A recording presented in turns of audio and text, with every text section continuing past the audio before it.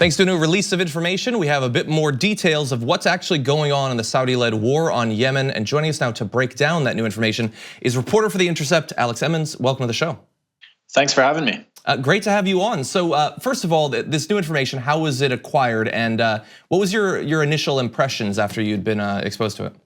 Well, I'm not going to get into how it was acquired, but essentially it's a secret intelligence report from the French Directorate of Military Intelligence that shows that the French government has not fully been honest with its people about how its weapons are being used in Yemen.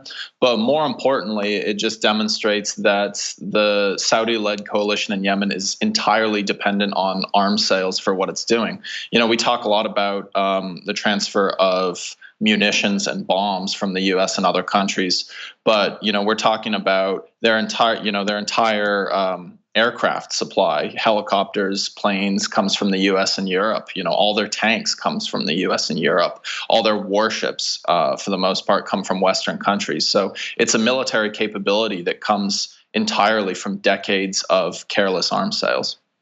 So there's a lot that I want to get into, but that is very interesting because a few months ago, when Jamal Khashoggi had been murdered, there was pressure on the U.S. to stop selling arms to Saudi Arabia, and Donald Trump at the time said they're going to get the weapons from somewhere. We might as well, make that money. But apparently, it's not as easy as all that. That they couldn't simply switch over to buying, bombs and missiles and things like that from China. Correct? Yeah, and here's the reason: is the modern weapon systems are very dependent on computers and communication systems. So you can't just take a NATO-produced aircraft and stick a Russian bomb on it. It doesn't really work that way when you're dealing with precision-guided munitions. So when you sell an F-15 to the Saudi-led coalition, they're dependent on Americans for spare parts, on American communication systems, on American munitions. So it's not like you can just quickly go over to the Russians or Chinese for more bombs. It takes decades to build an air force, and that's come from the West. It's interesting. Perhaps this goes a little bit beyond the bounds of the new information that we've been exposed to, but based on what you've said about their need for us to rearm them in terms of munitions and spare parts and all of that, the training to use these weapons as well, Trump was acting as if we're sort of beholden to Saudi Arabia, that we need to get this money before someone else gets it.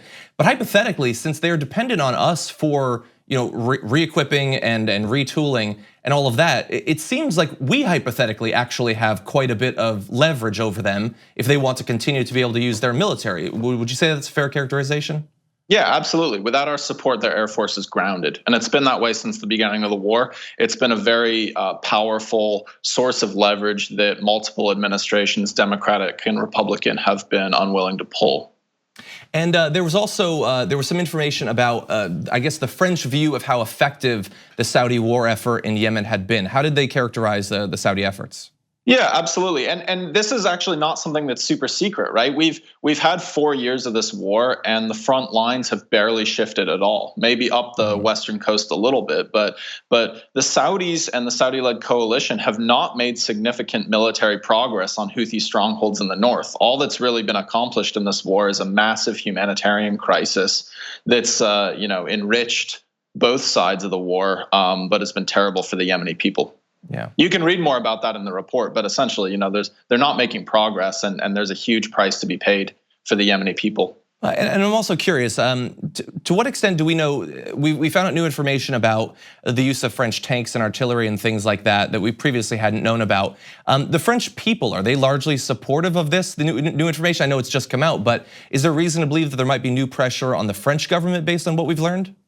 The polling data is really bad, and I suspect that's why the French government has not been fully honest with its people about how the weapons are being used.